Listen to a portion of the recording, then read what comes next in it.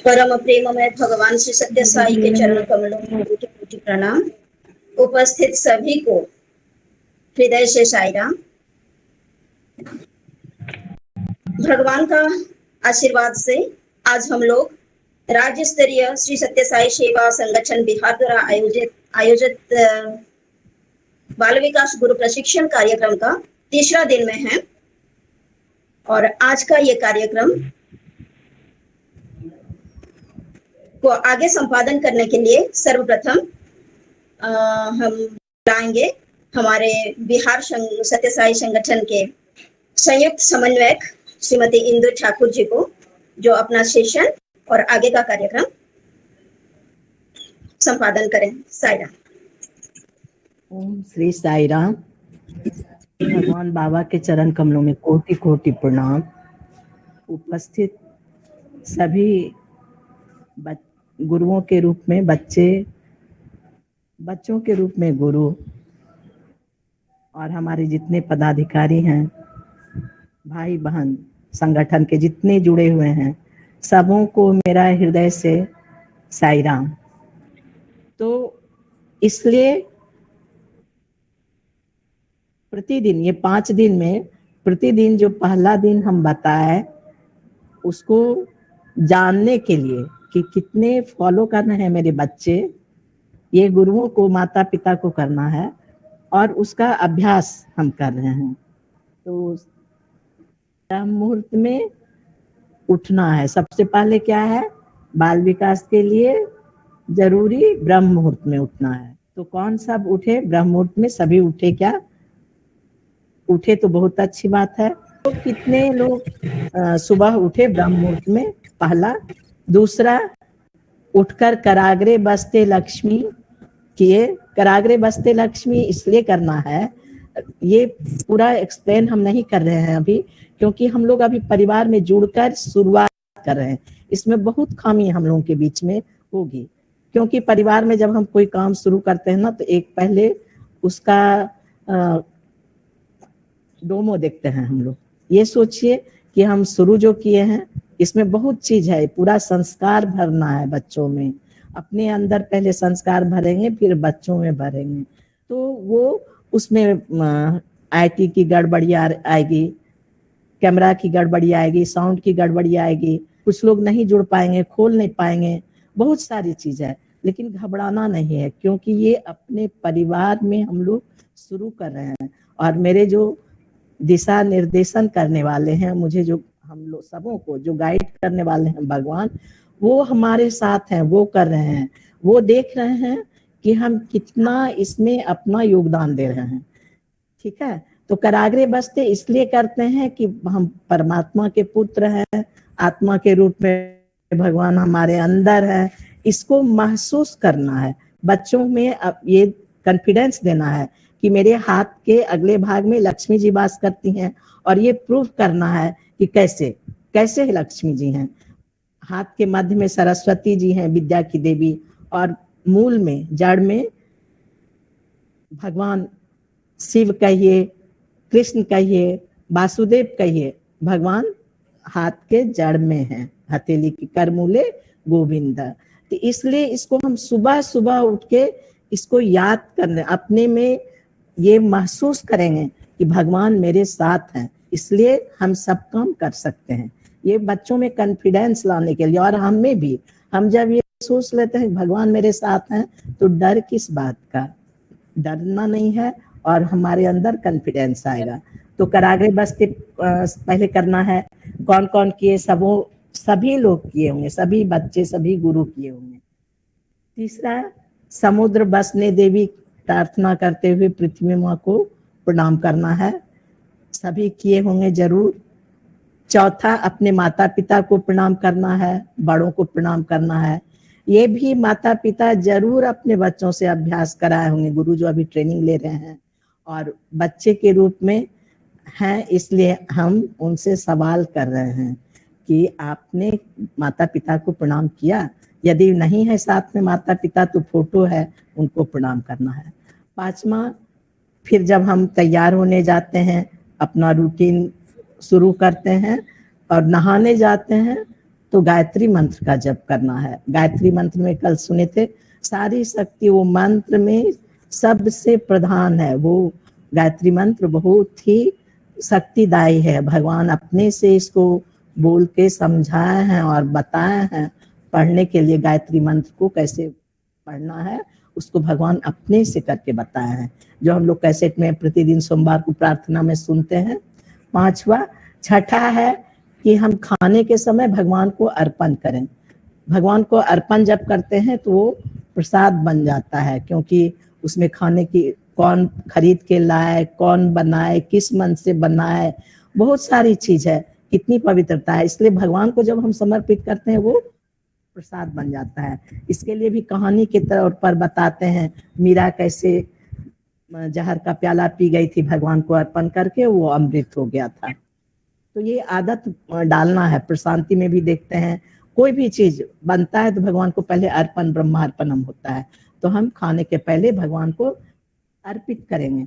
ये सभी लोग प्रयास जरूर किए होंगे। आज 3रा दिन है, 2 दिन बीता है और 5 दिन इसका अभ्यास करेंगे ताकि हमारे संस्कार में ये आ जाए, मेरा ये संस्कार बन जाए ऐसा करने का। और 7वां, रात में जो भी हम सुबह से गलत सही जाने अनजाने किए वो प्रार्थना करके हम सोएंगे। क्या प्रार्थना है ये आगे हम लोग बताते जाएंगे। हम लोग अभी जुड़ रहे हैं और कोई यदि गलती होगी तो हम सभी अपने परिवार का समझ के उसको सही करने का कोशिश करेंगे। आप लोग जरूर सजेशन दीजिएगा, अपनी सलाह जरूर बताइएगा ताकि हम लोग अच्छे तरह से कर सकें। ओम श्री साई राम। हम अपना टाइम के से सब कुछ आज करने का सोच रहे हैं हम लोग, ताकि बहुत लोग नहीं जुड़ पा रहे हैं और बहुत लोग अपने अंदर जो है उनको वो कर नहीं पा रहे हैं। ओम श्री साई राम। आगे बढ़ाइए। अच्छा, ये साइलेंट सिटिंग हम 2 मिनट में खत्म करते हैं। साई राम। साइलेंट सिटिंग मतलब मौन बैठक करेंगे। मौन बैठक से बहुत ही फायदा है, बार बार बता रहे हैं हम लोग इसको अभ्यास के तौर पर कि मौन बैठने से हमें याददाश्त आती है, मन शांत होता है और बहुत कुछ होता है, बहुत ही अच्छा होता है, याददाश्त बढ़ती है। बच्चे यदि मौन बैठक शुरू करते हैं करना, हमेशा शांत होके बैठेंगे तो उनकी याददाश्त बहुत ही बढ़ती है, बहुत फायदा है। और इसलिए आज हम ये सेशन जो 5 दिन का हम लोग कर रहे हैं, तो भारती जी का देखिए यहाँ हाँ बिल्कुल, एक यहाँ जो है ना, एक चीज कहना है, जैसे मौन बाबा का प्रार्थना तो किया, ठीक है, और अब मौन सिटिंग जो है, जब बच्चे को बैठाना है, इससे बहुत सारा फायदा आप खुद भी देख लेंगे, अनुभव करने की चीज है, करेंगे। अभी आंटी करवाएंगी, अच्छा से करवाती है। और इस सबसे बड़ी बात है, जब मौन सिटिंग हमारी होती है तो धीरे धीरे ये प्रैक्टिस है, इस प्रैक्टिस करने से हमें अपने को जानने का मौका मिलता है और थोड़ा हमारा माइंड क्या है ना, हमेशा एक्टिव होता है। हम सोते भी हैं तो ड्रीम आ जाते हैं। तो जब मौन सिटिंग की प्रैक्टिस होगी तो हमारा माइंड थोड़ा देर शांत होगा, और जब माइंड शांत होगा तो बहुत सारे ज्ञान हमारे बढ़ते हैं। आप लोग को पता होगा, जब सोते हैं हम लोग तो सोने के टाइम में हमारे ब्रेन्स में न्यूरॉन्स बनते हैं। जब नींद किसी देखेंगे, दिमाग किसी का खराब होता है, उसका नींद कम हो जाता है और उसके न्यूरॉन्स नहीं बनते हैं। तो यही न्यूरॉन्स हमारे जो है प्रोटीन सेल होते हैं। तो लेकिन जितना हम हमेशा एक्टिव बनाए रखते हैं हमारे दिमाग को, लेकिन जब हम मौन होने का प्रयास करते हैं, एनर्जी तो सेव हो ही जाती है, साथ में हमारा दिमाग जो है, मन, वो शांत होता है। और जब शांत मन होगा तो ही हम, क्योंकि एक कंप्यूटर जब तक शांत नहीं होगा काम कैसे करेगा, फीडबैक इस तरह फीड नहीं लेगा। हम जब शांत होते हैं तो हमारा जो मन होता है वो अच्छा काम करता है, हम कोई भी काम बहुत तरीके से कर पाते हैं, अपने को जान पाते हैं। तो बाबा का टेक्निक में एक टेक्निक मौन सिटिंग है, जो अभी आप डायरेक्ट बहुत अच्छा, लेकिन मौन में क्या है ना, चुपचाप कोई नहीं बैठ सकता है, शुरू में प्रैक्टिस करना पड़ता है, कुछ ना कुछ ध्यान में लाना पड़ता है। तो अब ध्यान में लाने के लिए हम कुछ अच्छा सा करेंगे, ये आंटी आपको बताएंगी किस तरह इजीली हम ध्यान कर सकते हैं, बच्चे को ला सकते हैं। सरस्वती के बहुत अच्छा करती हैं, आपको दिखाएंगे अभी। साई राम। साई राम। हम सभी अभी बच्चे हैं और सभी हम लोग पालथी मार के बैठ जाएं, सुखासन में बैठ जाएं, चाहे जिस तरह से एकदम पालथी मार के बैठे, और हथेली दाहिना हाथ लड़के ऊपर रखेंगे और बाई हथेली को लड़कियां ऊपर रखेंगी, और हम लोग ध्यान मुद्रा में शांत होके बैठेंगे। रीढ़ की हड्डी सीधी रखेंगे, कंधे को सीधा करेंगे, रीढ़ की हड्डी एकदम सीधी रखनी है, टाइट करके नहीं, कड़ा करके नहीं, इजी होके रखना है।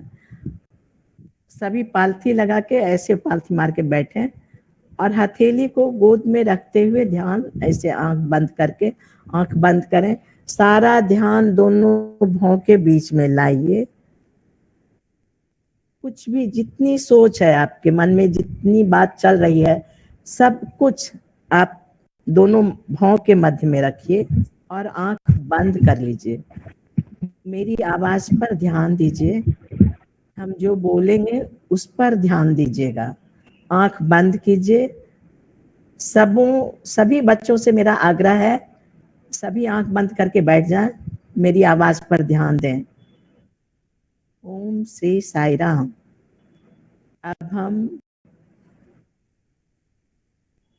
यह जो हम लोग ट्रेनिंग ले रहे हैं ना, विद्या की देवी माँ सरस्वती, ज्ञान देने वाली माता सरस्वती हैं। आज हम उनसे प्रार्थना करते हैं, उन्हीं का ध्यान करेंगे आज। हे माँ,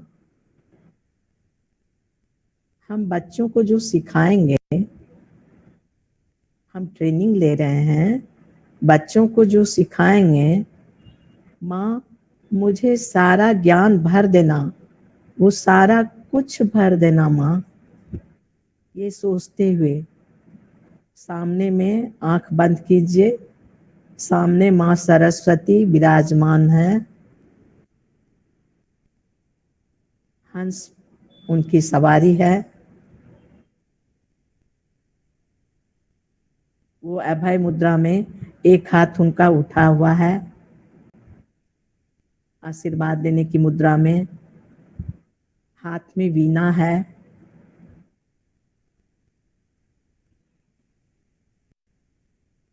वो अपने श्वेत वस्त्र में विराजमान है, हाथ में वीणा लेकर, एकदम सफेद वस्त्र में है, शांति के प्रतीक।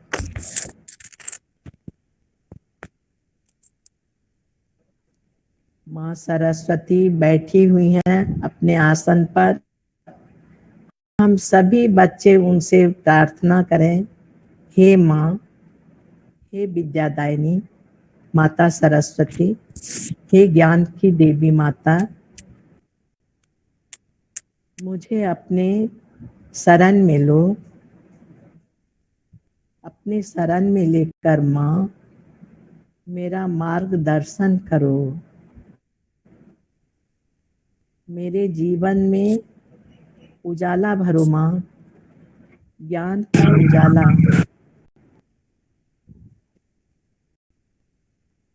मुझे इतनी शुद्धता, इतनी पवित्रता दो माँ, मैं ज्ञान को अपने जीवन में उतार कर अपने बच्चों में दे सकूं।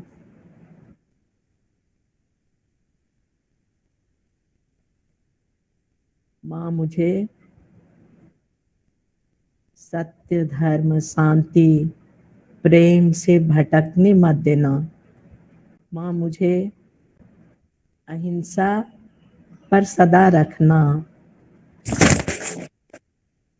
अहिंसा से माँ मुझे हमेशा दूर रखना। मेरे अंदर जो मानवीय मूल्य है उसे माँ अपने जीवन में चरितार्थ करके पूरे घर, समाज, देश, पूरे विश्व में मैं उसे दे सकूं। हे माँ, हम जो प्रकृति से लेते हैं इस तरह से मेरा जीवन बना दो कि मैं सबों से प्रकृति को लौटा सकूं, और यही लौटा सकूंगा जब मैं सत्य, धर्म, शांति, प्रेम, अहिंसा पर चलूंगा। हे माँ, मुझे कभी अपने पथ से डिगने मत देना। मेरे अंदर प्रकाश भर दो माँ, ज्ञान की ज्योति भर दो माँ।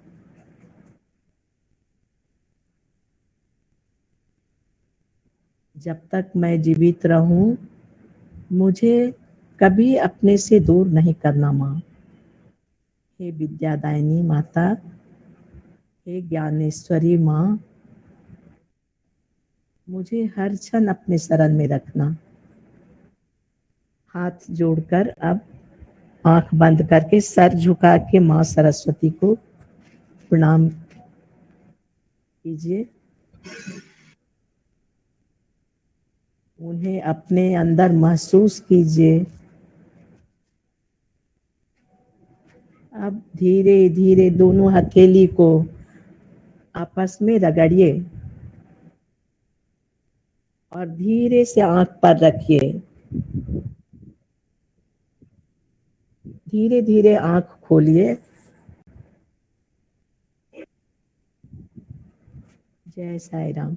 कैसा लगा बच्चों? ऐसे पूछना है अनुभव कैसा बहुत लगा? बहुत अच्छा। साई राम। ऐसे हमें बच्चों के साथ करना है।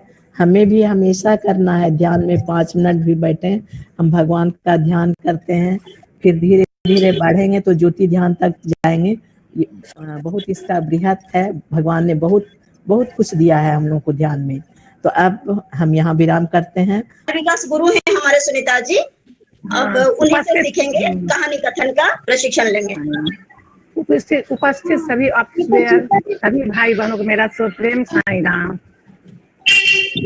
ओंकारम से संबंधित ये कहानी है। ओंकारम बिंदु संयुक्तम नित्यम ध्यायन्ति योगिनः कामदम मोक्षदम च ओंकाराय नमो नमः। साई राम। एक समय कृष्णवत गांव में जयदेव नाम का एक लड़का रहता था। वो अपने माता पिता का एकमात्र संतान था। वह बहुत अस्वस्थ रहता था। इसी कारण उसके पिता बहुत चिंतित रहते थे। बहुत तरह से दिखाए, बहुत प्रयत्न किए, लेकिन फिर भी कोई फायदा नहीं हुआ, जिसके वजह से अस्वस्थ रहने की वजह से जयदेव जो है नियमित स्कूल नहीं जा पाता था और किसी भी कार्यक्रम में भाग नहीं ले पाता था। गुरु पूर्णिमा के दिन एक दिन वो नदी में स्नान करने गया। स्नान करने गया तो वहां नदी के किनारे एक महात्मा को ओंकार का जप करते हुए देखा। ओंकार का जप करते हुए देखकर महात्मा को देखकर इतना आकर्षित हुआ कि उनके पास जाकर उनसे पूछता है, महात्मा जी ये आप क्या कर रहे हैं, इसकी क्या उपयोगिता है? तब महात्मा जी बोले, ये मंत्र राज है, इसके करने से क्या होता है? जयदेव पूछते, इसके करने से बहुत फायदा है। तब विधिवत उसका तरीका पूछा। ओंकारम देखे हम सुखासन 2 दिन से हम लोग सुन ही रहे हैं। सुखासन या वज्रासन में बैठ के हम लोग जो ओंकारन करते हैं उसमें विधि है। हम पूरा कुंभक और रेचक की प्रक्रिया से ओंकारम करते हैं। पूरक जो है वायु द्वारा सांस को भरना हुआ, कुंभक जो है जो हम रोकते हैं वायु को, और रेचक जो है पुनः वायु को जो हम बाहर निकालते हैं। इसी विधि से महात्मा ने सब विधिवत उसको ओंकारम की विधि बता दिए। तब जयदेव जो है प्रतिदिन नियमित रूप से इस ओंकारम को करना शुरू किया, जिससे उसका स्वास्थ्य भी अच्छा हो गया और वह जो है पढ़ाई लिखाई में भी अच्छा लाने लगा, खेल कूद में भी भाग लेने लगा। और जब वो उसकी पढ़ाई समाप्त हुई तब वो बहुत बड़ा आदमी बन गया और ओंकारम का जप करते हुए से रहने लगा। जब वो बूढ़ा हो गया, उसका अंत समय आया, तब भी जयदेव जो है उठ के बैठा और ओंकारम करते हुए ओंकार में ही उसका विलय हो गया। जिससे उसकी उत्पत्ति हुई थी उसी में वो समा गया। साईं राम। मैं कोशिश शॉर्ट में ही करने की कहानी।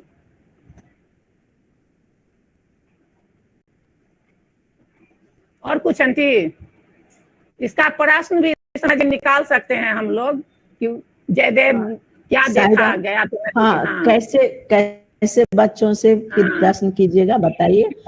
आप ही प्रश्न करके आप ही जवाब भी बताइए, ठीक है? हाँ सुनीता जी, हाँ क्या है ना, यहाँ आप सिखा रहे हैं। बाबा का एक टेक्निक प्रेयर हुआ, एक साइलेंट सिटिंग हो गई, एक दूसरा टेक्निक कहानी बताना है। तो कहानी बताने से क्या होता है, हम इंटेलेक्चुअली जानते हैं किसी चीज को, कैसे प्रश्न निकालना, मतलब निकालना, कहानी का मोरल होता है। तो ये सब कैसे पूछेंगी, ये सब बता दीजिए। कहानी का मतलब क्या है, क्या क्यों कहानी कहना चाहिए, क्या अंडरस्टैंडिंग होती है, इस पे बच्चा कुछ लिख सकता है, आपको बता सकता है, वो बता दीजिए शॉर्ट में। सही बात।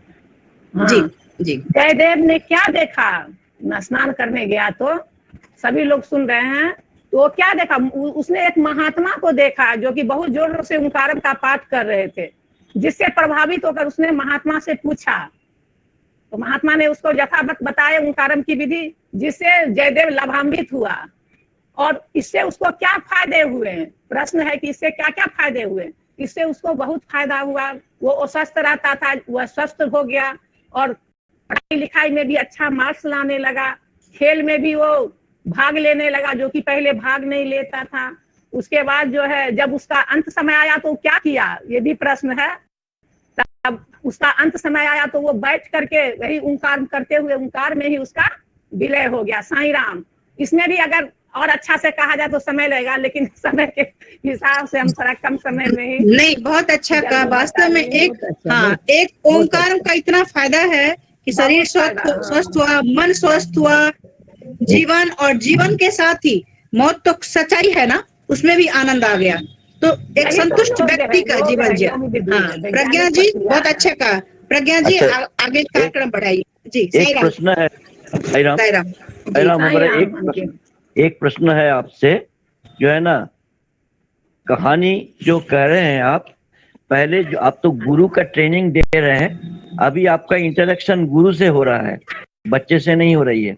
तो बच्चे को कहानी कहने के पहले आपको ये गुरु को बताना पड़ेगा कि आप कहानी को किस प्रकार सिलेक्ट करें, जिस कहानी में नीति हो, जिसमें शिक्षा की हो, इस तरह से जिसमें कोई मूल्यबोध हो, इस तरह जो आपका पौराणिक संबंध से जुड़ा हुआ हो, ऐसे कहानी को आपको सिलेक्ट करना है जो सिलेबस में हम समझते होगा। देख लीजिएगा जी बाबा जी दादा, कहानी सिलेबस में है। हाँ और यहाँ बहुत अच्छी बात बताई दादा ने। एक चीज और भी देना, जो प्रेयर सिखाते हैं ना उसका कहानी दीजिए। एक चीज मेरा और कहना है जी, जो है जब आप क्लास शुरू करते हैं तो बच्चे, तुम आज कहानी सुनोगे, अच्छा कौन सा कहानी तुम सुनना अच्छा पसंद करते हो, अच्छा तो किसी ने कुछ कहा, किसी ने, चलो आज मैं तुमको राम का नाम सुना है, ठीक है राम का नाम सुने हैं, अच्छा बोलो तो राम कौन थे। ये आपको हर एक लाइन पर एक बच्चे से चारों तरफ नजर दौड़ा कर कुछ आवाज आ रही है, चारों तरफ नजर दौड़ा कर उसको हर बच्चे को इन्वॉल्व करना है, ताकि एक बच्चे को हम बोल रहे हैं, दूसरे बच्चे को देख रहे हैं, तीसरा बच्चा चुपचाप बैठा हुआ है। तो इसलिए लास्ट से लेके पहले तक जो है बीच बीच में आपका अनवरत जो क्वेश्चन उससे और उसी से आंसर आप बोल गए, उसी का आंसर फिर वो देगा। तो इसीलिए जो बहुत रुचिकारक होगा, और उसके बाद अंत में वो आपको कौन सा कैरेक्टर अच्छा लगा, इस तरह से आपको एक कहानी या क्लास जो है एक दिन में समाप्त नहीं होगा, वो आपका कई क्लास में समाप्त जाकर होगा। तो हाँ दादा, इसमें तो 1 घंटा लगेगा उस वक्त टाइम के हिसाब से जो है। नहीं, देखिए एक चीज हम पहले पढ़ दिए थे, भारती जी आप भी शेयर करेंगे, हमको जो जितने भी टेक्निक्स हैं, साइलेंट सिटिंग हो, ग्रुप एक्टिविटी हो, श्लोका हो या भजन हो, या हमारा जो है ये जो है टेक्निक जो है उसको हम अच्छी तरह से गुरु को बताएं, क्योंकि वंस गुरु स्टार्ट कर देता है क्लास, आगे जाके तो लोग करेंगे, तो उस समय में आपको थोड़ा सा आपका राइट अप भी देना पड़ेगा, कि गाइडलाइन देना पड़ेगा, ताकि जो है वो लोग ठीक है। और पहले आपको देखना होगा ओंकारम बिंदु संयुक्तम नित्यम ध्यायन्ति योगिनः कामदम अक्षदम चैव ओंकाराय नमो नमः। इस तरह से आपको उसका जो श्लोक को फिर इस तरह से गाइड करना, और गुरु को इतना मजबूत कर दीजिए ताकि जो है एकदम जो हो जाके क्लास जो लेंगे और ठोस से लेंगे, हड़बड़ी नहीं करना है हमको। एक कहानी को कई दिन तक जो है हमको चालू करना है, और एक ही कहानी को धीरे धीरे, तो उसके मूल उद्देश्य है कि उसके अंदर जो हमारी शिक्षा है उसको बच्चे अपने अंदर ले लें। साईं राम, आप समझते हैं, थोड़ा सा हमको माफ कीजिएगा। नहीं बहुत ही अच्छा हम जो है जो आप लोग इंटरेक्शन नहीं, बहुत अच्छा। नहीं दादा, आपने बहुत अच्छा कहा है। और दूसरी बात, बहुत ही बात याद भी दिलाई, जैसे कि अभी आपने ओंकारम का कहानी कहा, तो ओंकारम का ही मंत्र सिखाया, क्योंकि माह में 2 प्रार्थना या श्लोक सिखाना है, और कक्षा में माह में 2 ही कहानियां बताना है, जल्दीबाजी नहीं करनी है। मतलब 4 संडे में आपको 2 कहानी बतानी है और 2 श्लोक सिखाना है। नियम है। हाँ, यही नियम है। तो अब क्या है ना, 2 आप मंत्र सिखाएंगे, जैसे ओंकारम का मंत्र सिखाया तो ओंकारम की कहानी बताया, चलो इस पे कहानी सुनो, और फिर उसके बाद सेकंड जब रिपीट करेगा बच्चा तो उसको इंटरेस्ट जग जाएगा। इसी तरह 2 मंत्र, उसी पे कहानी बताएंगे। दादा ने बहुत ही अच्छा एक्सप्लेन करके बताया आप लोगों को। तो गुरु जो भी है इस बात को समझ करके हिसाब से करेंगे, क्योंकि एक टेक्निक में इसका हो गया। ठीक है, अब हम आगे प्रज्ञा जी, वेदा चैंटिंग का है हमारा। जी हाँ, इनवाइट कर दीजिए। कौन है वेदा चैंटिंग का? सोनू जी है? हाँ जी। हाँ, सोनू जी हमारे साथ हैं। जी हाँ, साईं राम। हाँ जी, साईं राम। हाँ, साईं राम। अब यहाँ देखेंगे आप कितना उच्चारण, सबसे महत्वपूर्ण क्या है ना, शब्द जो होती है ना, शब्द से वाइब्रेशन होता है, एनर्जी होती है, तो हम किस तरह बोलते हैं, सबसे यही इंपॉर्टेंट चीज है। कल बताया भी था इस पे सोनू जी ने, और अब हम उसे सुनेंगे। ध्यान देना है कि किस तरह से प्रोनाउंसिएशन, उच्चारण जो हो रहा है वो किस तरह से होता है, सबसे इम्पोर्टेंट वही है। और उसको बिल्कुल उस तरीके से करना जो मेन है, और मीनिंग जानकर। साईं राम। कल मैंने कुछ शुरुआत की बातें बताई थी, अब उसी क्रम को, उसी कड़ी को थोड़ा आगे ले जाना चाहता हूं। जैसे कि पहले बताया था कि वेद मंत्र को सीखने से पहले हर एक वर्ण की शुद्धि होनी चाहिए। और ये वर्ण की शुद्धि कैसे होगी? हमको बच्चों को सिखाने से पहले हमको अपने उच्चारण में इसको बड़ा ध्यान देना पड़ेगा। अब यदि देखा जाए तो फिर से लगेगा कि हम पहुंच रहे हैं प्राइमरी क्लासेस में, लेकिन बहुत ही जरूरी होता है, क्योंकि कई बार जो स्कूल में सिखाया जाता है वो पर्याप्त नहीं होता है वेद को सीखने के लिए, या वैसे भी कुछ चीजें नेग्लेक्ट कर दी जाती है, जो कि वेद में उच्चारण की शुद्धता को बहुत ही ज्यादा ध्यान दिया गया है, और ये आपको सभी जगह पर मदद करेगा। तो पहले हम देखते हैं कैसे हम वर्णों का उच्चारण करते हैं। वैसे हम पूरा नहीं करेंगे, क्योंकि जैसा लगेगा कि हम फिर से नर्सरी क्लास में आ गए हैं, लेकिन थोड़ा जहां जहां पर जरूरी है। हम लोग जब कभी भी पढ़ाते हैं बच्चों को तो बोलते हैं अ, आ, ई, उ, या कहीं पर और भी बताया जाता है तो बोलते हैं ओ आ हर्ष ई दीर्घ ई हर्ष उ दीर्घ उ, ऐसे सिखाया जाता है, जबकि ऐसा होता नहीं है।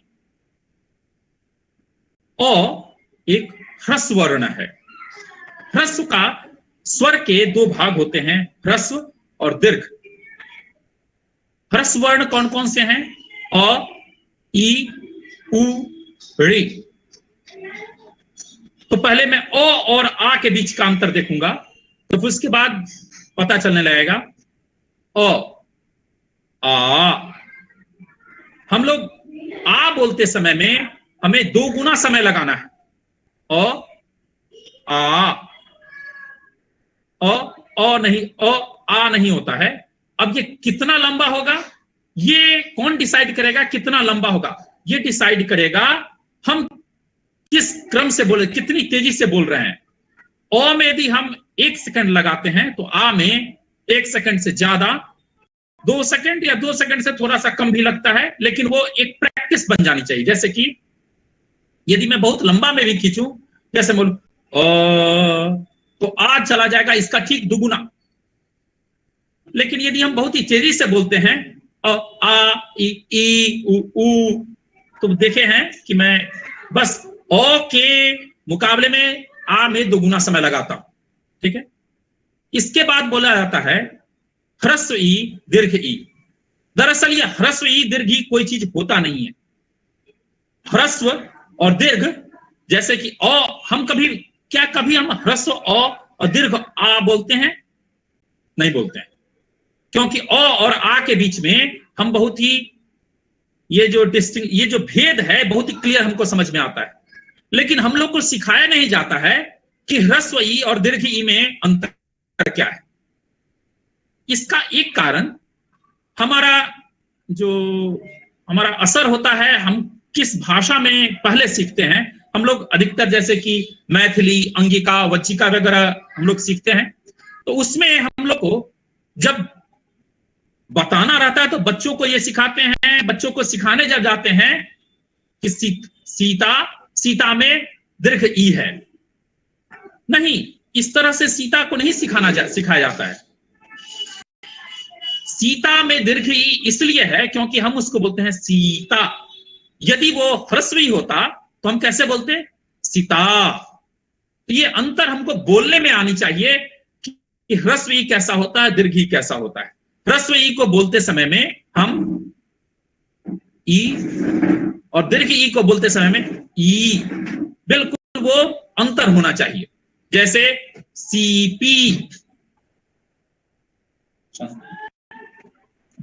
सीपी, इसमें बोलने में ही ये बहुत ही क्लियर हो जाता है कि वो दोनों का दोनों क्या है, दीर्घ ई है।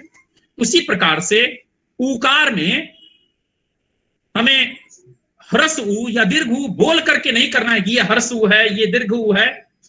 हम लोग को बोलते समय ही करना है कि जहां पर उकार आता है, ह्रस्व आता है, वो लघु होगा, और जहां पर ह्रस्व और दीर्घ जहां होता है वहां पर वो उसका समय लंबा खींचेगा।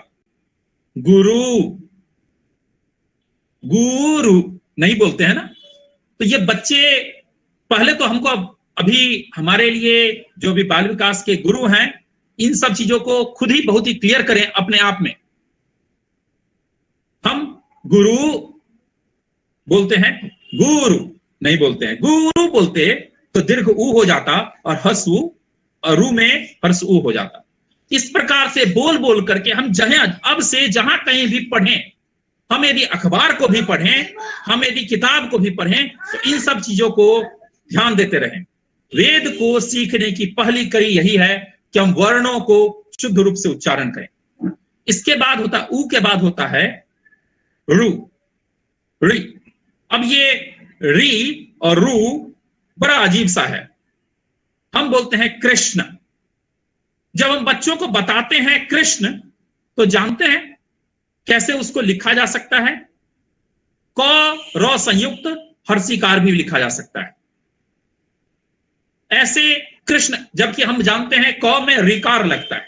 ये री थोड़ा सा संस्कृत के कारण से हिंदी में आया है। इसका कहीं किसी और भाषा में भारतीय भाषा के अलावा किसी और भाषा में इसका स्थान भी नहीं है। लेकिन संस्कृत एक ऐसी भाषा है जिसको कि संस्कार करके बनाया गया था। भारत में अभी तो हम लोग 200 भाषाएं बोली वगैरह बोली जाती है, लेकिन इससे पहले बहुत सारी बोलियां और भाषाएं लुप्त हो गई हैं। हम लोग हजारों की भाषाओं में बोलते थे और हमारे पूर्वजों ने सभी में से चुन करके, सभी का मंथन करके, सभी का संस्कार किया। संस्कार करने का मतलब उसको रिफाइन करना और भी अच्छा बनाते जाना, और उसके बाद जो भाषा निकाली उसका नाम पड़ा संस्कृत। संस्कृत एक ऐसी भाषा है जिसका कि संस्कार ऐसा किया गया कि पाणिनि का नाम आप लोग सुने होंगे। उन्होंने व्याकरण की रचना की थी। उनके समय के बारे में कोई ठीक नहीं है, लेकिन वो शंकराचार्य से भी पहले थे, और उन्होंने जो व्याकरण की रचना 3000 साल करीब करीब, वो आज तक उस व्याकरण में कहीं भी थोड़ा सा भी अंतर नहीं आया है, इतना वो परफेक्ट हो गया है। वेद को सीखने के दौरान आप एक और चीज जान सकते हैं, आप धीरे धीरे संस्कृत सीखने लगिएगा। और जो अभी नौजवान हैं, नवयुवतियां हैं, जान लीजिए कि यदि आप थोड़ा सा समय संस्कृत को सीखने में बिताइएगा तो आने वाले समय में आपका एडवांटेज रहेगा कि आप संस्कृत जानते हैं। हम लोग एक ऐसे समाज की ओर बढ़ रहे हैं जहां पर कि अभी लोग अनुमान नहीं कर रहे हैं। अभी एक तरह से आंदोलन के तौर पर, एक मूवमेंट की तरह हो गया है कि लोग संस्कृत में बोलना सीख रहे हैं, और हम संस्कृत को पूरे तौर पर भूल चुके हैं। हम संस्कृत को पढ़ाते भी वैसे नहीं है, बस लिखाते हैं। हम यहां पर संस्कृत बोलना सीख रहे हैं। आगे आते हैं री को। उत्तर भारत और दक्षिण भारत में री का उच्चारण थोड़ा अलग होता है। यदि आप सुनिएगा बाबा के भजन को भी, तो तेलुगु में जो लोग बोलते हैं वो बोलते हैं क्रू, और उत्तर में जो बोलते हैं, दक्षिण में जो बोलते हैं उनको क्रू शब्द आता है, और उत्तर में जो बोलते हैं उनको क्री आता है। क्रू सही है या क्री सही है?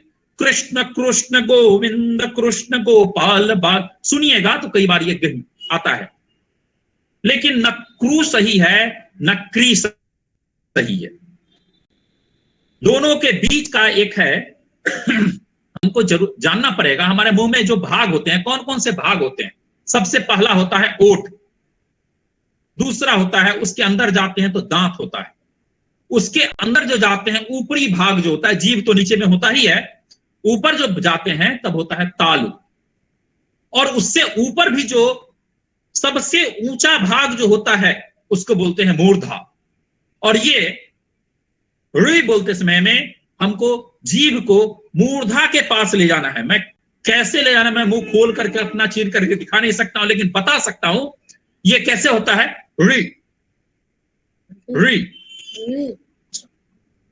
री, ये री जो है, तो हम लोग अब जो आएंगे, अब यदि संपूर्ण रूप से बोलना है तो हो जाएगा अ आ ई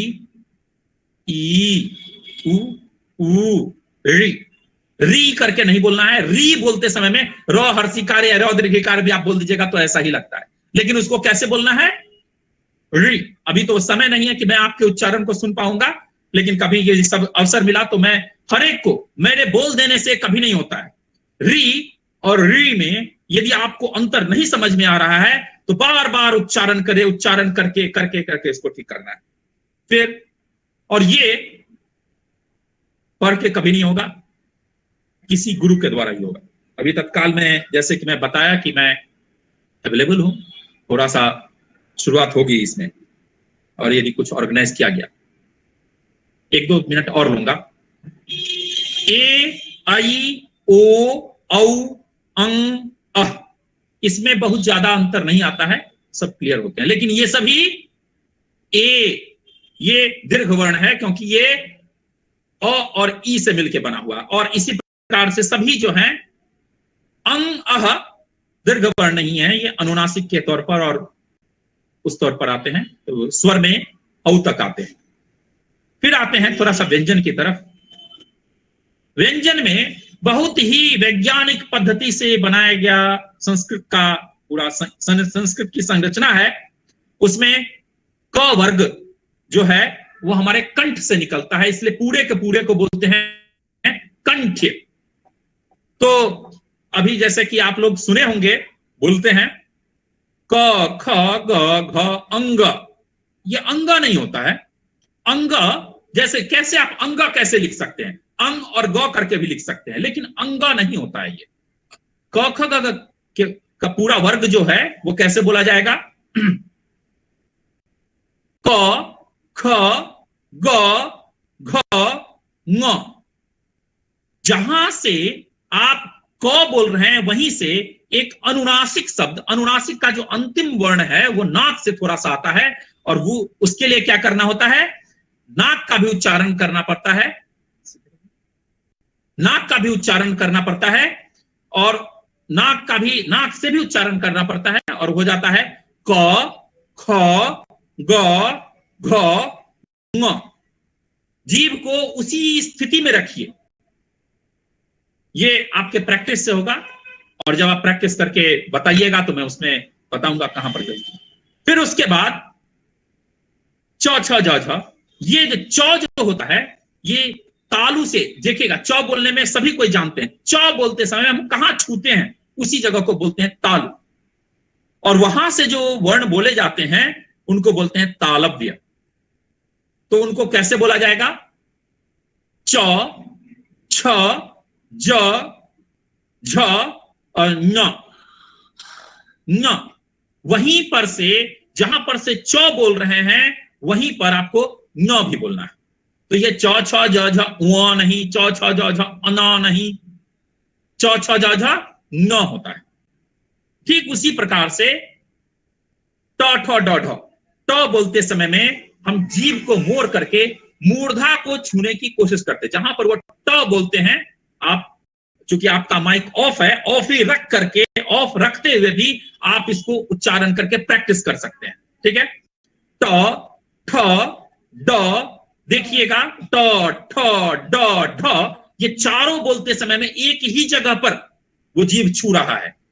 ठीक उसी जगह पर देखिए जीभ ऐसे करके बोलता है ट ठ ड ठ, लेकिन न बोलते समय में आप बोलते हैं हल्का सा वैसी जगह पर न, उसी जगह पर चुना है। तालु को नहीं, जहां पर से च बोल रहे हैं वहां को नहीं, जहां पर से ट बोल रहे हैं वहां पर से बोलना है न। तो ये हो जाता है ट ठ ड ढ ण, न, अण भी नहीं, न। त थ द ध, त थ द ध बोलते समय में हम दांत को छूते हैं, इसलिए इन सबको बोला जाता है दंत्य। त थ द ध न, ये त थ द में तो दिक्कत नहीं है, न बोलते समय में हमारा दांत का, जीभ किसको छूना है, दांत को। ठीक उसी तरीके से एक और अनुनासिक होता है प में, प फ ब भ म, ये सब ओष्ठ होते हैं, इनको बोलते समय में हम लोग ओठ को बंद कर लेते हैं, और म बोलते समय म आपका नाक का उपयोग करते हैं। अब मैं आऊंगा, अभी पांचों वर्ग को बोला हूं तब तो बहुत ही क्लियर है, लेकिन सिर्फ अनुनासिकों को यदि बोला जाए तब आपको बहुत ही क्लियर होना चाहिए। जैसे कि क वर्ग का अनुनासिक जो होता है वो होता है ङ, च वर्ग का अनुनासिक न, ट वर्ग का अनुनासिक ण, और त वर्ग का अनुनासिक न। इसको तेजी से बोलेंगे तब भी वो अंतर आपको हर जगह पर अनुनासिक कैसे होना चाहिए, देखिए न,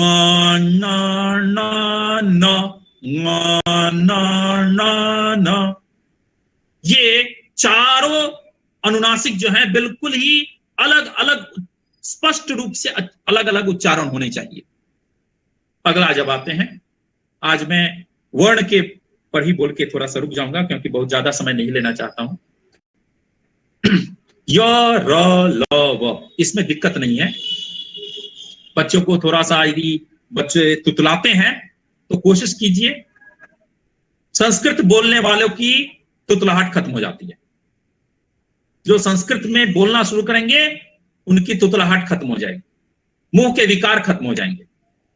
अगला जो आते हैं छोटा सा एक भाग है, वो है अगला य और ल के बाद अधिकतर जगहों पर स्कूल में सिखाया जाता है तालव्य श, मूर्धन्य श, दंत स। ये होता ही नहीं, कोई तालव्य स, मूर्धन्य स, दंत स नहीं होता है, ये उसका नाम है। हम क्या कभी भी कंठ क, तालव्य च कभी ऐसा बोलते हैं? नहीं। ये हमको इंडिकेशन दिया गया था कि इनका उच्चारण बिल्कुल अलग अलग होना चाहिए। तालव्य श, तालव्य श जैसे च का उच्चारण करते हैं वैसे ही हमको श का उच्चारण करना है, थोड़ा सा उससे अलग। च बोलते समय में देखिएगा, वीडियो देखिएगा तो होगा च बोलते समय ओठ थोड़ा सा गोल हो जाता है और जीभ जाकर के तालू को छूता है, तो वैसे ही हमको बोलना है च श। जहां पर से हम मूर्धन्य श होता है, मूर्धन्य श जो होता है वो त जहां से बोलते हैं वहां से हमको श बोलना है। कैसे होगा? ट श दंत स कैसे? दंत मैं बोला था तो वर्ग जो होता है वो दंत त, थ, द, ऐसे ही हमको बता। स ऊपर वाले जीभ को, दांत को नहीं छू करके नीचे वाले दांत को छू करके स। तो ये तीनों का नाम बोल करके नहीं, तीनों अलग अलग। यदि हम तीन बच्चों को बोल दें कि ये राम है, ये श्याम है, मोहन है, इससे तीनों अलग नहीं होते, वो देख करके भी अलग अलग होने चाहिए, सुन करके भी तीनों अलग अलग होने चाहिए। वो है श, स। फिर से बोल रहा हूं, श,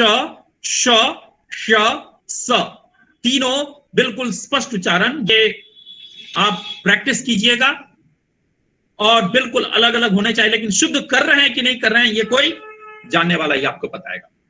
अगला ह कंठ है, इसमें कोई दिक्कत नहीं हाव में। उसके बाद अक्ष बोलते हैं, अक्ष कोई नाम नहीं होता है। अक्ष यदि बोलना चाहिएगा ना तो इसको अक्ष को कैसे लिखिएगा? यदि देवनागरी भाषा में लिखना है अक्ष को तो कैसे लिखिएगा? अ क छ संयुक्त, वो भी अक्ष लिखाएगा, लेकिन अक्ष तो होता नहीं है। वैसे अक्ष नहीं होता है, वो होता है क्ष। क्ष जो है वो कैसे बना हुआ है? क हलंत और मूर्धन्य श से बना हुआ है, तो उसमें दोनों शब्दों को, दोनों वर्णों को मिला के बोलना है क श, क्ष, श, श। त्र बहुत आसान है, ज्यों के बारे में बहुत ही मुश्किल है, क्योंकि ज्यों का लेवल हम लोग ज्यों ज्यों बोलते रहते हैं, वो ज्यों होता नहीं, वो ज और न से मिलके बना होता है, और उसके लिए उसको बोलना पड़ता है जना, जना, जना एक साथ।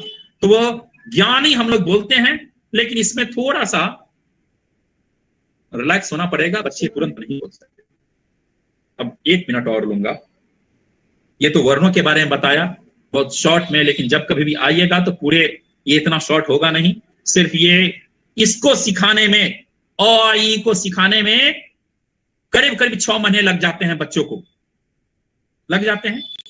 और यदि गलत जो सीखे हुए उसको मिटा करके सिखाने में कितना समय लग जाएगा?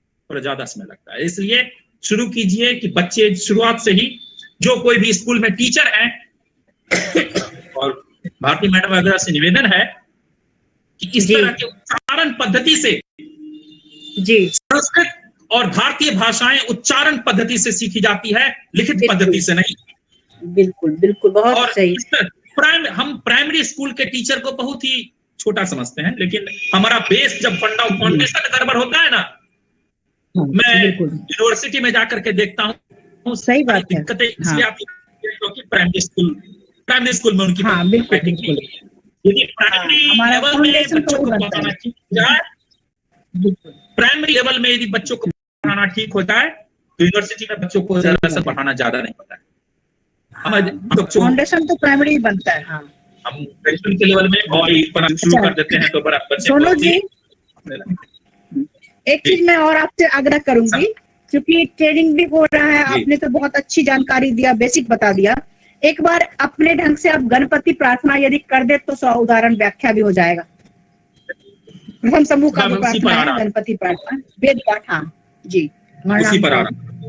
अभी देखिएगा, अभी देखिएगा ये उच्चारण एक सैंपल में एक शब्द ही बोलो पहले।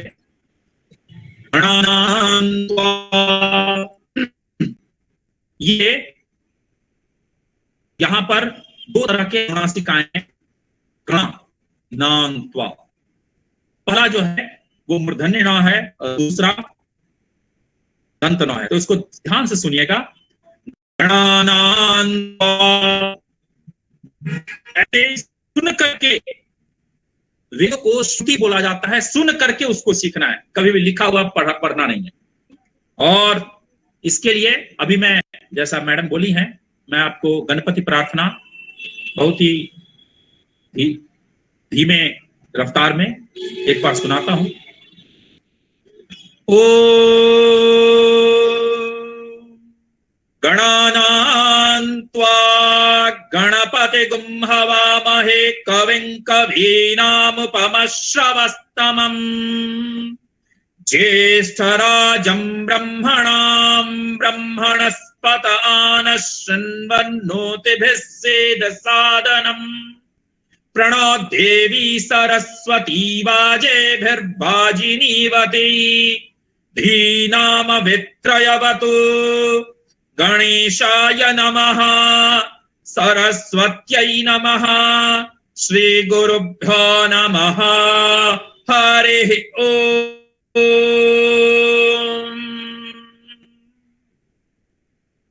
साईं राम। एक चीज और छोटा सा, वेद को सीखने कैसे वेद के उच्चारण थोड़ा शुद्ध होने लगेंगे। यदि आप गुस्सा करके आइएगा कहीं से और वेद के उच्चारण करना चाहिएगा, वो गलती होना, जाना हुआ वेद भी आपका गलती होता रहेगा। माइंड आपका डिस्ट्रैक्ट है, वेद में जाने हुए मंत्रों में भी आप गलती करते रहिए। यदि आपके मुंह से बार बार, जीवा से बार बार यदि अपशब्द निकलते हैं, गाली निकलती हैं, जीवा आपकी शुद्ध नहीं।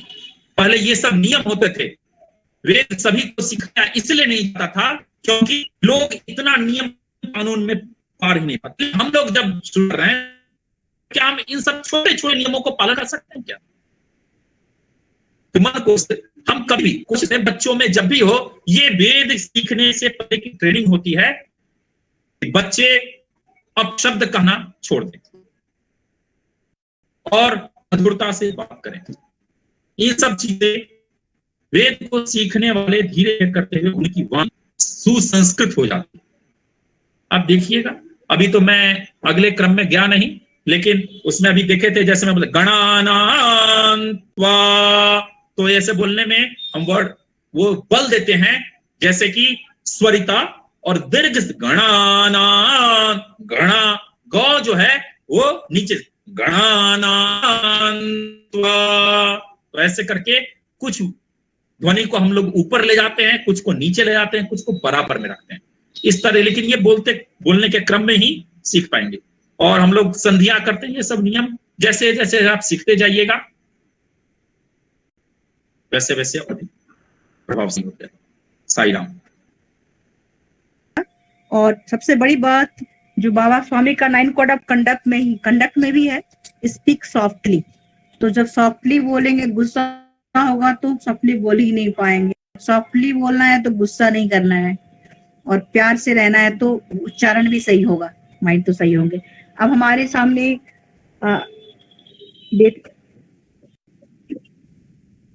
भजन के लिए है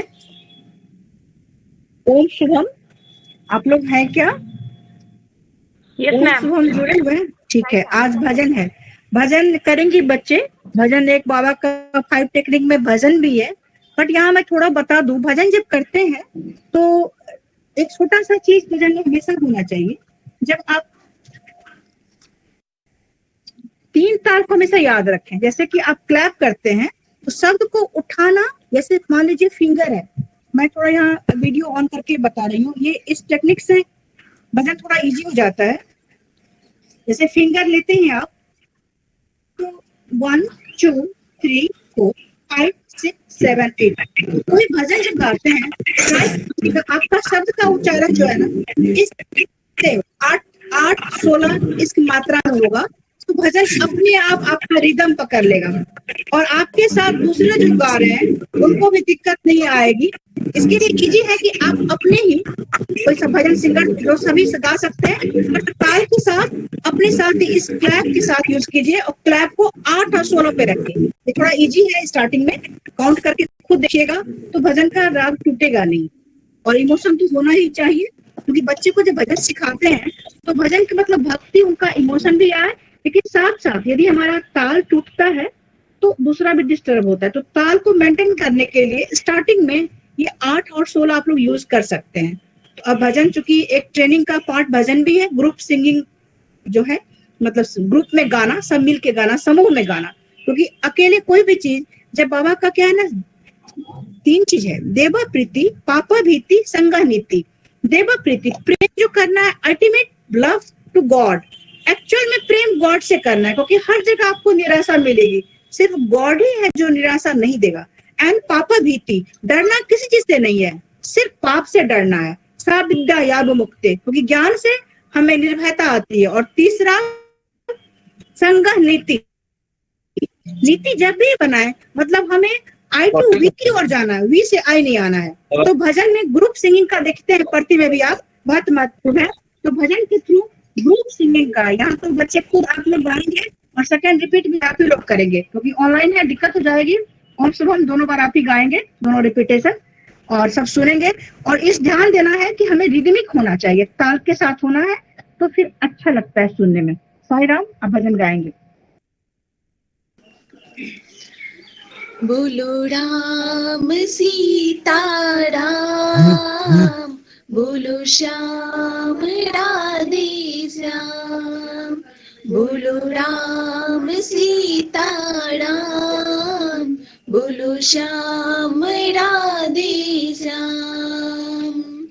तेरे दर पे हम आए राम, तेरे दर पे हम आए राम। भव सागर से तारो राम, भव सागर से तारो राम। शरण में अपने ले लो राम, शरण में अपने ले लो राम। नित्य नित्य गाए तेरो नाम, नित्य नित्य गाए तेरो नाम। बोलो राम, बोलो राम, बोलो राम, बोलो राम। साईं राम, साईं राम, साईं राम, साईं राम। बोलो राम सीता राम, बोलो श्याम राधे श्याम। तेरे दर पे हम आए राम, भव सागर से तारो राम। शरण में अपने ले लो राम, नित्य नित्य गाए तेरो नाम। साईं राम, बोलो राम, बोलो राम, बोलो राम। साईं राम, साईं राम, साईं राम, साईं राम। बोलो राम सीता। हम लोग आग्रह करेंगे हमारे राजकुमार प्रसाद जी कोऑर्डिनेटर जोन 2 के जो किस तरह से बाल विकास के मार्गदर्शन भी करेंगे, इम्प्लीमेंट करना चाहेंगे, कैसे बढ़ेगा, अपना कुछ उसमें प्लान जो है बताना चाहेंगे, शेयर करना चाहेंगे। जी सर। साईं राम।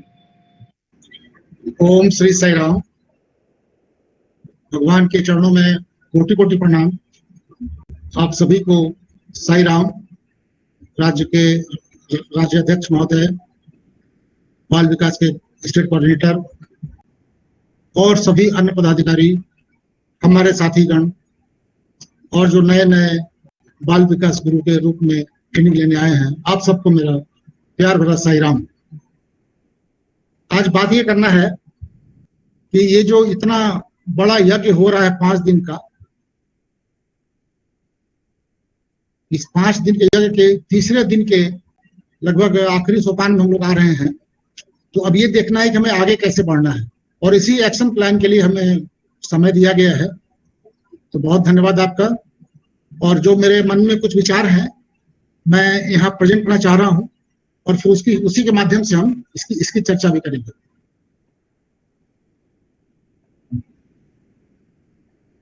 बस 1 मिनट।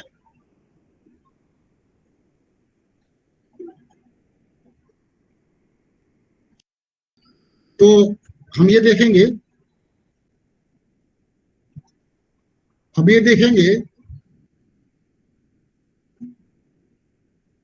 आपको स्क्रीन दिख रही है हमारी?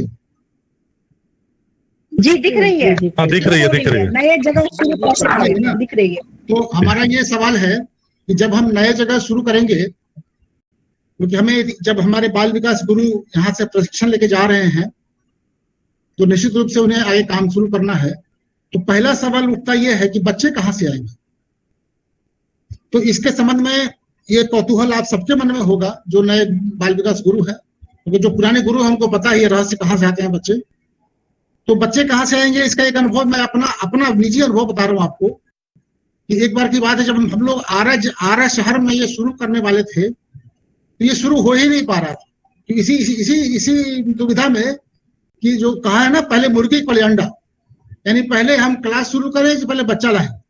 तो हम लोग 2 परिवार थे, हस्बैंड वाइफ 2 परिवार थे। तो हमने तय किया कि नहीं अब शुरू करना है, और समय तय कर दिया, जगह तय कर दिया कि यहाँ हम लोग मिलेंगे और यहीं से हम लोग आगे बच्चे को ढूंढेंगे।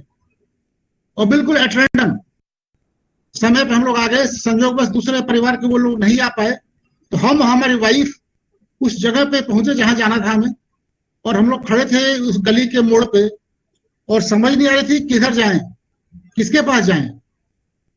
तो लेकिन ये पता था हमें, और हम ये बात आप सबको बताना चाह रहे हैं कि जब हम बाल विकास का कार्यक्रम करते हैं तो आप जान लीजिए कि ये भगवान का काम कर रहे हैं। ये आपका ही सौभाग्य, ये आपका परम सौभाग्य है कि आपको भगवान ने बाल विकास के लिए चुना है। तो इस बात को संक्षेप में आगे बढ़ाते हैं कि हम लोग वहां खड़े थे और एक ऐसे व्यक्ति उस गली के दूर से आ रहे थे, हस्बैंड और वाइफ, बहुत तेज धूप थी, वो हाथ में छाता लेके आ रहे थे, उनके साथ उनकी वाइफ भी थी। इनसे मेरा परिचय 1 दिन पहले ही एक तिलक में हुआ था, तो बहुत हल्का परिचय था। तो अचानक चूंकि कल ही परिचय हुआ था और आज वो मिल गए गली के मोड़ पे, उन्होंने पूछा सर कहाँ जा रहे हैं, क्योंकि हम और मेरी पत्नी दोनों आदमी थे और हम लोग बड़ा मतलब परेशान से थे कुछ कि क्या करें, कैसे करें, कहाँ जाएं। तो उसने कहा, तो हमने कहा कि ऐसा कि हमने बच्चों के लिए एक नैतिक संस्कार डालने के लिए, नैतिक मूल्यों की नींव डालने के लिए, संस्कार डालने के लिए हम लोग एक बार सत्य साईं बाबा का एक बाल विकास कार्यक्रम है, उसके लिए हम लोग यहाँ पे बच्चों को ढूंढना चाहते हैं, बच्चों को जोड़ना चाहते हैं। तो उसने कहा बस इतनी सी बात। उस आदमी को देखिए, वो अपनी पत्नी को वहीं छोड़ दिया, उसी मोड़ पे कहा तुम यहीं रुको और मैं इनके साथ 2-3 घर पे जाके इनको परिचय करा के बच्चे का उपाय करता हूँ। और वो व्यक्ति मुझे कितनी जगह ले गया और वहां से इतने मजे में वो कार्यक्रम सब चलने लगा, आपको क्या बताएं। तो आज जो नए हमारे बाल विकास के गुरु आए हैं, ट्रेनिंग ले रहे हैं, या और जो दूसरे लोग हैं, ये इस बात को बिल्कुल गांठ बांध ले कि हम इस कार्यक्रम में सदैव भगवान हमारे साथ हैं। ये कोई कोरी बात नहीं है, भगवान बिल्कुल हमारे साथ हैं। और इसका क्या प्रमाण है? इसका प्रमाण हमारे अनुभव ही हमारे प्रमाण है। और जितना और आगे चल के जितना भी हमने अनुभव किया बाल विकास का, फिर ईश्वरमा डे का कार्यक्रम किया, तो इतने बच्चे आ गए, इतने लोग आ गए। तो मुझे कहना यह है कि जिन लोगों के मन में सवाल है कि बच्चे कहाँ से आएंगे, दूसरा सवाल जगह कहाँ मिलेगा, तीसरा सवाल है कि हमारे सहयोगी कौन से बनेंगे, चौथा सवाल है कि हम आवासीय बाल विकास कर रहे हैं या हम स्कूल बाल विकास करेंगे। तो इन सारे प्रश्नों का उत्तर जो है, हम जब भगवान से जुड़ेंगे और जो आप जो ट्रेनिंग ले रहे हैं, तो इनका उत्तर आपको अपने अंदर से ढूंढ लेना है और आपको उत्तर अपने आप मिलने लगेगा। और एक बात ध्यान रखना है कि आप जो कार्यक्रम कर रहे हैं उसे भगवान आपके बिल्कुल साथ हैं। आपके मन में कोई भी शंका आ जाती है, कोई भी सवाल उठता है, प्रश्न उठता है, ये आपको कोई सहायता चाहिए, तो आप पहले वो बात अपने भगवान से कहिए। और वो भगवान है अपने किसके माध्यम से क्या आपको सहयोग पहुंचाएंगे, वो उनका काम है। आपका काम ये है कि आप जो है भगवान से उस प्रार्थना में कहिए और फिर अपने बुद्धि से, युक्ति से, अपने सहयोगियों की मदद से और अपने आपने अब तक जो सीखा है उसकी मदद से उसको उपाय आप करेंगे। ये हमारा ये एक पहलू है। दूसरा चीज क्या है कि जब हम बाल विकास करते हैं तो हमारे पास बहुत तरह की आज के समय में आधुनिक सहायता सामग्री हमारे पास उपलब्ध है और हम आधुनिक तकनीक के पक्ष से अपने आप को बहुत सशक्तिकरण हम कर सकते हैं। जैसे देखिए, बाल विकास का वेबसाइट है, आप लोग नोट कर लेंगे, www.ssbalvikas.in। आप लोग को दिख रहा है पूरा? साई राम दिख रहा है सर, दिख रहा है सर। ये वेबसाइट आप नोट कर लीजिए। इस वेबसाइट में बाल विकास के संबंध में जितनी बातें यहाँ बताई जा रही हैं, 5 टेक्निक, पहला साल का सिलेबस, ये जो कुल 9 साल का जो प्रोग्राम है, तो 9 साल के प्रोग्राम में प्रत्येक साल का जो सिलेबस है, उस सिलेबस में जो पढ़ाया जाना है, उसमें जो श्लोक सिखाना, उसका ऑडियो, उसकी कहानी, उसका अर्थ, जो भजन सिखाया जाना है उसका वो भजन का जो ऑडियो, ये सारी चीजें यहाँ उपलब्ध है। तो आज के समय में जो हमारा एक्शन प्लान है नए गुरुओं के लिए कि आप इनकी मदद से आप अपने काम को बहुत आसानी से कर सकते हैं। ये जो आप बाल विकास का है इसको आप नोट कर लीजिए। इसके अलावा टेलीग्राम चैनल में भी हमारा बाल विकास का है और व्हाट्सएप पे तो चल ही रहा है। तो जिनको जो भी सहायता सामग्री चाहिए वो इन सब की मदद से प्राप्त कर सकते हैं। फिर और संसाधन कहाँ से मिलेगा हमें? तो देखिए कि हमें सारी चीजें में आसपास ही है। अब देखिए आसपास के परिवेश से हमें बहुत सारी चीजें अनायास ही मिल जाती है। जैसे कि आपके आसपास में बहुत से ऐसे लोग हैं जिनसे हम बच्चों के लिए बहुत सहायक सामग्री जुटा सकते हैं। अब देखिए बाल विकास की पाठ्य सामग्री आपके पास क्या क्या होना चाहिए। एक सन्मुख पुस्तक है जो कि बहुत आसानी से उपलब्ध है हर जगह। दूसरा कि जो आवासीय बाल विकास कर रहे हैं उनके लिए ग्रुप 1 और प्रथम वर्ष, ये ग्रुप 1 द्वितीय वर्ष और ग्रुप 1 तृतीय वर्ष का 3 किताब है बाल विकास का। फिर इसी प्रकार ग्रुप 2 का भी है और ग्रुप 3 का भी है। तो जो बाल विकास ग्रुप 1 कर रहे हैं उनके पास ये ग्रुप 1 का प्रथम वर्ष होना चाहिए। जो स्कूल बाल विकास में जा रहे हैं, कहीं कहीं पे ऐसा होता है कि स्कूल में हमारा संपर्क होता है और स्कूल में बच्चे आसानी से मिल जाते हैं। तो अगर स्कूल से हमारा सहयोग हो जाए, संपर्क हो जाए, अच्छा कनेक्शन रहे, तो हम स्कूल बाल विकास कर सकते हैं। उसके लिए भी पुस्तक अलग से आती है जो विद्यालय के लिए है। तो हम उस पुस्तक को ले लेंगे, उसमें बिल्कुल उसका जो लेसन प्लान है उसके हिसाब से हम स्कूल में पढ़ाएंगे। और तीसरी बात क्या है कि जो हमारे गुरु हैं इनको समाज में बिल्कुल जुड़े रहना है और समाज में भी जुड़े रहना है और भगवान से भी सदैव जुड़े रहना है, क्योंकि आपके पग पग पे जो पथ प्रदर्शक हैं वो आपके भगवान ही हैं और आपके भगवान ही हैं जो आपको हर कठिनाई से आगे बाहर निकालेंगे। और आपको समाज में जुड़े रहना है। जुड़े रहने का मतलब क्या है कि आपने अगर ईश्वर डे का प्रोग्राम करना है और आपको किसी को चीफ गेस्ट को बुलाना है तो किनको बुलाएंगे? अगर आप समाज से जुड़े नहीं रहेंगे, समाज में प्रभाव डालने वाले ऐसे व्यक्तित्व को, ऐसे शख्सियत से अगर आप जुड़े नहीं रहेंगे तो आप उनको फिर अपने कार्यक्रम में नहीं बुला सकते हैं। तो बाल विकास गुरु को समाज से जुड़े रहना है और भगवान से सदैव जुड़े रहना है। और इसके अलावा बाल विकास गुरु के लिए सबसे बड़ी बात क्या है कि हम जो सीखते हैं, इस सीखने का हमारे अंदर एक परिवर्तन आना शुरू हो जाता है, एक आंतरिक परिवर्तन, जो परिष्करण, हमारा संस्कार जो है हम स्वयं से परिष्कृत हो जाते हैं। और इसका अर्थ, इसका फल क्या होता है, इसका रिजल्ट ये होता है कि हमारे भी व्यवहार में बदलाव आने लगता है। हम भी अपने घर में अपने बड़ों को आदर करना सीखने लगते हैं, क्योंकि भगवान ने कहा है कि यदि तुम अपने माता पिता का सम्मान नहीं कर सकते तो तुम मेरे साथ समय बर्बाद कर रहे हो। तो हम लोग बाबा के इस निर्देश को याद रखें और हम देखेंगे कि स्वतः ही हमारे अंदर जो है कई सारे बदलाव स्वतः आने लगेंगे। तो ये कहते हैं कि ये जो है ना, ये बाल विकास गुरु से हमें ऋषि बनाने का कार्यक्रम है। ये बाल विकास का कार्यक्रम जो भगवान ने दिया है, ये हमें गुरु से ऋषि बनाता है, और ये इतनी सटल वे में हो जाता है, सूक्ष्म वे में हो जाता है कि हमको समझ भी नहीं आती, और एक काम भी हो जाता है।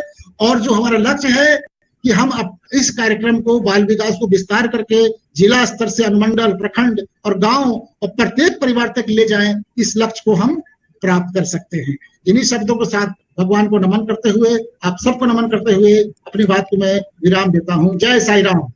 बहुत ही अच्छा बताया आपने। बहुत सूक्ष्म बातें जो होती है और जो प्रश्न आता है, जो संशय होती है, सबका आपने निराकरण कर दिया। और वास्तव में ये हमारा साईं संगठन जो है, गुरु से कहते हैं ना, वैराग्य लिए बिना संत बनाने का प्रक्रिया है, और जो सब कुछ मिल जाता है। बहुत ही अच्छी तरह से आपने बताया, सब संशय को दूर किया है। हमें नहीं लगता है इतना सुनने के बाद किसी भी गुरु के मन में कोई संशय रहा होगा कि कैसे शुरू करे, क्या करे। माइंड में भी यही क्वेश्चन आ रहा था कि गुरु को जरूर लगता होगा कि ट्रेनिंग तो हम ले लिए, अब बच्चे कहाँ, क्योंकि बच्चे आज इतने लगे हुए हैं ना अपना करियर को लेके, स्कूल एजुकेशन को लेके, तो कहाँ से बच्चे कहाँ से आएंगे। तो कितना बढ़िया से सर ने कहा कि एकमात्र सहायक, एक ही मात्र सहायक होते हैं भगवान। और एक बार अगर हम स्टार्ट कर देते हैं सिंसियरिटी से, कैसे भगवान सहायक होते हैं, मैं वही अनुभव यहाँ पर एक बार बताऊंगी। आज समर कोर्स था उड़ीसा का, उसमें मैं सुबह जुड़ी थी। उस समय हम जिनको भैया कह रहे थे, अभी वो आज उन्हीं का ही कोइंसिडेंस था, स्पीच था। वो गांव में बाल विकास क्लास स्टार्ट हुआ। एक लड़की वो गुरु के फॉर्म में ग्रुप 3 पास की थी, और बस गुरु के हिसाब से वो क्लास ले रही थी, ज्यादा वही +2 ऐसा कुछ पढ़ रही थी, क्लासेस ले रही थी। तो क्लासेस शुरू की, एक दिन उसके साथ कुछ प्रॉब्लम हो गया, और वो जहां बाल विकास क्लास लेती थी वहां जा नहीं पाई। एकदम शॉर्ट में मैं कह रही हूँ, जा नहीं पाई। तो बेचारे घर का प्रॉब्लम है, और उस समय तो फोन कुछ था भी नहीं कि हम इन्फॉर्म कर दें कि मैं आज नहीं जा पा रही हूँ और कोई अरेंज कर दे, कुछ करें। अब घर में फंसी हुई है, और मन ही मन बस मन उसका बच्चों के पास है, स्वामी को बार बार मतलब वो प्रार्थना, मतलब क्या हुआ, बच्चे आए होंगे, ऐसा कर किए होंगे, ऐसा करके वो संडे चला गया। फिर नेक्स्ट संडे वो क्लास में गई तो पहले यही बात बोली कि देखिए पिछले बार मैं बहुत ही दुखी हूँ कि पिछले बार मेरे साथ ऐसा प्रॉब्लम हो गया और मैं क्लास नहीं ले पाई। मैं भगवान को क्षमा बहुत मांगी हूँ, आप लोगों तक मैं नहीं पहुंच पाई, फिर से मैं भगवान को क्षमा मांगती हूँ। तो बच्चे उनको आश्चर्य होके, ये सच्ची कहानी मैं कह रही हूँ, सच्ची बात है, बहुत मतलब वो बच्चे उनको आश्चर्य होकर देख रहे हैं। क्या दीदी आप आए नहीं थे, क्या करें आप, पिछले बार तो आप आए थे। शरीर से मुझे एकदम क्या हो रहा है कि दीदी आप तो आए थे, आपने तो हमें यही वाला स्तोत्र सिखाए हैं, यही पढ़ाए हैं, आप नहीं आए थे, क्यों कह रहे हैं। अब वो एकदम चुप हो गई। अब आप लोगों को भी समझ में आया होगा कि उस दिन क्लास कौन लिया है। साई राम। बिल्कुल रोंगटे खड़े होने वाले एक्सपीरियंस का है, सही बात है। हम लोग सोचते हैं काम हम करते हैं, बस सब स्वाइन करते हैं। कहते हैं अहंकार ममकार हमारे अंदर होता है, अपने को मूल्यवान समझते हैं। कहते हैं हमारे ध्वनि को, यंत्र को पता कहाँ ध्वनि से आती, बजाने वाले पे निर्भर है। तो हमारा काम वो आके संग करता है, कभी हमारे साथ होता है, कभी नहीं भी दिखाता है, लेकिन हमें नीचे नहीं गिरने देता है, हमारे काम को करता है। बस संकल्प की जरूरत है। बहुत ही अच्छा बताया आपने, बहुत ही अच्छा। ओम प्रकाश जी आ गए हैं क्या? हाँ, ओम श्री साई राम। आवाज मेरी जा रही है? साई राम। आवाज आ रही है? जी जा रही है, अच्छी से आ रही है। हाँ, तो पिछले में मैंने बताया था, आप लोग हाँ कर लेंगे मैडम, ठीक है। तो बताया था कि ग्रुप एक्टिविटी क्या है, यह 5वां तकनीक है, अंतिम तकनीक है। इसमें गुरु को पहले खूब बढ़िया से प्रशिक्षित होकर और बहुत सुंदर ढंग से हर चीज में निपुण होकर इस कार्य को कराने में बहुत आनंद आता है। तो कल तो मैं थ्योरेटिकल कुछ बता दिया था, और उसी का कुछ जैसे ग्रुप सिंगिंग के बारे में भारती मैम ने आज कुछ बताया, ग्रुप डांस, इस सब के बाद आज मैं कुछ खेल के बारे में, कुछ खेल हैं ग्रुप में जो इंदू मैम का मुझ पर दबाव है कि नहीं आप खेल बताइए, तो खेल में देखिए छोटे छोटे बच्चों को बहुत इजी वे में बहुत सुंदर ढंग से बताना है। जैसे मेरा हाथ दिख रहा है सबको, इस तरह बच्चों का है। अगर बच्चे मैं इस तरह करूं साई साई श्याम, इस तरह साई श्याम और साई राम, साई श्याम साई राम, ऐसे हाथ अगर मैं करता हूं, आप लोग कर सकते हैं। इंदु मैम का तस्वीर आ रहा है बहुत सुंदर। इस तरह साई श्याम, इस तरह साई राम, इस तरह करेंगे और इसको स्पीड में बोलेंगे, उल्टा सीधा बोलेंगे। जो बच्चे, और इसमें एक चीज सिखानी है बच्चों को, ईमानदार होना, बी ऑनेस्ट। हमको ऑनेस्ट होना है। ऑनेस्ट कैसे होंगे? बच्चे गलत करेंगे या खड़े हैं तो बैठ जाएंगे, बैठे रहेंगे तो उड़ जाएंगे, तो ये आदमी तो अलग हट जाएंगे। तो ये बच्चों में ईमानदारी आती है। तो इस तरह जैसे एक बार हम लोग जितने भी लोग हैं, जितने भी पार्टिसिपेंट है, सब लोग बच्चे बन जाए, एक बार मेरे साथ 1 मिनट के लिए ये गेम को करें, और जिसका गलत हो जाए वो अपना आप इस तरह है, साई श्याम और साई राम, साई श्याम साई राम। ठीक है, तो मैं बोल रहा हूं, अभी तो मुझे केवल इंदु मैम ही दिख रही हैं और कोई नहीं दिख रहा है। तो साई श्याम, साई श्याम, हिला देना है तब भी गलत हो जाएगा। साई श्याम साई राम, साई श्याम साई राम। तो साई श्याम साई श्याम साई राम, साई राम, साई श्याम साई श्याम। हाँ, हो गया, साई श्याम बोल दिए, गलत हो गया। तो इस तरह से ऐसा होता है, इस टाइप से ही खेल को खेलना है, इस टाइप से खेल है। और एक इस खेल लगभग सब लोग समझ गए होंगे, और इसको उल्टा सीधा करके किसी तरह से बच्चे इसमें, और इसमें क्या है, बच्चों को कहना है कि हमारी बातों पर ध्यान दोगे, हमारी बातों पर ध्यान दोगे तो बहुत अच्छा लगेगा। तब जो बच्चे, जैसे उनको उदाहरण भी दें अपना, कि जैसे सचिन तेंदुलकर है, सचिन तेंदुलकर जो छक्का मारता है उसकी निगाह केवल बॉल पर रहती है। उसी प्रकार से आप लोगों का जितने भी दिमाग में सब कुछ है उसको निकाल दीजिए, अपने माइंड को कंसंट्रेट कीजिए, और मैं बोल रहा हूं उस पर ध्यान दीजिए, तो बच्चे सब सावधान हो जाएंगे। जो ज्यादा कंसंट्रेटेड होगा उसका वो विनर हो जाएगा, जो नहीं कंसंट्रेट होगा तो विनर देगा। इस प्रकार से यह एक ब्रेन गेम भी है। और बी ऑनेस्ट, जो गलत करते हैं तो वो अपना अलग हट जाएंगे, अपनी ईमानदारी का प्रदर्शन करेंगे। दूसरा, आप जिन बच्चों को हमको सिखाना है, क्या करना है कि बच्चों को सिखाना है सत्य, धर्म, शांति, प्रेम, अहिंसा। ये भी एक गेम है। अब इस गेम में हमको संकेत देना है। अब संकेत देना है, सबको दिख रहा है मैम, तो बोलिएगा।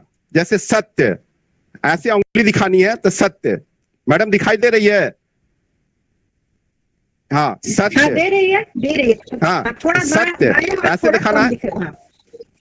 हाँ, ठीक है, ठीक है, सत्य। अब ठीक है। हाँ। सत्य ऐसे दिखाना, सत्य ऐसे दिखाना है। उसके बाद धर्म, धर्म ऐसे दिखाना है। शांति, शांति ऐसे ऐसे दिखाना। दिखाई नहीं दे रहा होगा, गौतम बुद्ध जैसे शांति में बैठते हैं वैसे है शांति, शांति, सत्य, धर्म, शांति। और प्रेम ऐसे करना है, प्रेम, प्रेम ऐसे करना है। किसी को गले लगाते हैं तो ये दिखाना है, सीन देना है, प्रेम। और अहिंसा, मेरे हाथ बंधे रही थी। इस टाइप से सबको बच्चों को बता देना। फिर मैं रिपीट कर रहा हूं, जितने भी सारे गुरु, जितने भी पार्टिसिपेंट्स हैं, सभी अभी हम लोग बच्चे हैं, तो ध्यान देंगे। तो सबसे पहले सत्य, धर्म, शांति, प्रेम, अहिंसा। सत्य, धर्म, शांति, प्रेम, अहिंसा, ये चारों पांचों सिखा देना है। इसी के अंतर्गत पांचों आ गया। अब आपको स्पीड में बोलना है। सत्य, पहले तो शुरू में आपको जिस तरह क्रमबद्ध है उस तरह बोलना है, और धीरे धीरे क्रम को तोड़ के बोलना है। इसमें भी बच्चे खेल खेल में सत्य, हमारे मानवीय मूल्य जो है सत्य, धर्म, शांति, प्रेम, अहिंसा सीख जाएंगे। सत्य, धर्म, शांति, प्रेम, अहिंसा माने खेल खेल में ही सीख जाएंगे। उनको पता ही नहीं चलेगा कि कैसे हमको याद हो गया। तो फिर पुनः देखें, सत्य, सभी गुरु ध्यान दे, जो भी गुरु जुड़े हुए हैं सब लोग ध्यान दें। सत्य, धर्म, शांति, प्रेम, अहिंसा। अभी इस खेल को कराना है, इसी में स्पीड में बोलना है। अब हम तो मैं दिखा रहा हूं, तो अगर कोई सामने कर रहा हुआ तो करें। सत्य, अपने ईमानदारी पूर्वक जो गलती हो जाए हटा लें। एक बार मैं प्रैक्टिस कराऊं। सत्य, धर्म, शांति, प्रेम, अहिंसा। सत्य, धर्म, शांति, प्रेम, अहिंसा। शांति करना है तो शांति नीचे आ जाएगा। अगर ऐसा कोई नहीं किया था गलत हो गया। शांति, प्रेम, क्रम तोड़ के बोलना है। प्रेम, सत्य, अहिंसा। तो यह 2 खेल हो गया। इसके बाद यदि मैडम 2 खेल हो गया, प्रैक्टिकल ये सब कराना रहता है और जो सीख रहे हैं सीखें। और आगे अब एक चीज और है, जैसे हमारा सत्य, धर्म, शांति, प्रेम, अहिंसा है। इसको सब वैल्यू को लिख लेना है। गुरु सब वैल्यू को, जैसे सत्य का क्या क्या सब वैल्यू है, उपमूल्य है, धर्म का क्या क्या उपमूल्य है, प्रेम का क्या क्या उपमूल्य है, उसके बाद से शांति का क्या क्या उपमूल्य है, सबका उपमूल्य लेंगे। अधिक से अधिक 5-5 एक ग्रुप में रखेंगे और सबके उपमूल्य को एक कागज के टुकड़े में लिख लेंगे। कागज के टुकड़े पर लिख कर और सबको मिक्सचर करेंगे। आप सत्य, धर्म, शांति, प्रेम, अहिंसा। आप सत्य धर्म से एक बच्चा जाएगा, शांति प्रेम का ग्रुप जो रहेगा उस ग्रुप का अलग अलग उपमूल्य लिख लेंगे और उसके कागज के टुकड़ों को रख देंगे। अब सत्य से, धर्म से, शांति से, प्रेम से, अहिंसा से, सब जगह से बच्चों को बुलाएंगे, कहेंगे अपना जो तुम्हारा उपमूल्य है उसको तुम ले जाओ। इस तरह से जो बच्चे सक्सेस हो गए, जो ग्रुप बढ़िया से कर लेगा वो अब अपना विनर हो जाएगा। इस तरह से इतना ही कह के अपने वाणी को विराम देता हूँ क्योंकि समय हो गया है। ओम श्री साई राम। बहुत ही अच्छा बताया आपने, बहुत लाइवली, बहुत अच्छा बताया, बहुत एंजॉय किए, हम लोग भी एंजॉय किए। अब जो प्रज्ञा जी ओम शांति का पाठ कर लेंगे। स्वस्ति प्रजाभ्यः परिपालयन्ताम्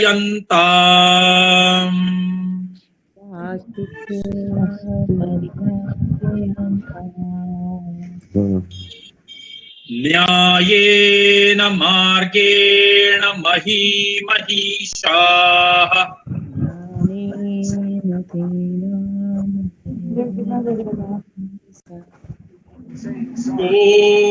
ब्राह्मणेभ्यः शुभमस्तु नित्यम्।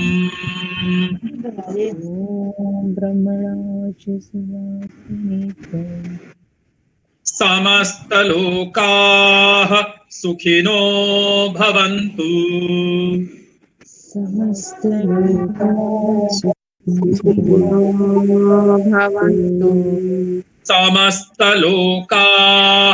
सुखिनो भवन्तु।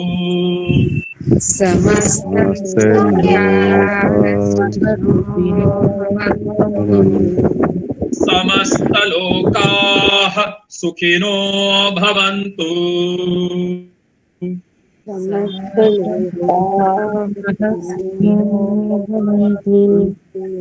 ओम शांति शांति शांति। शांति शांति शांति।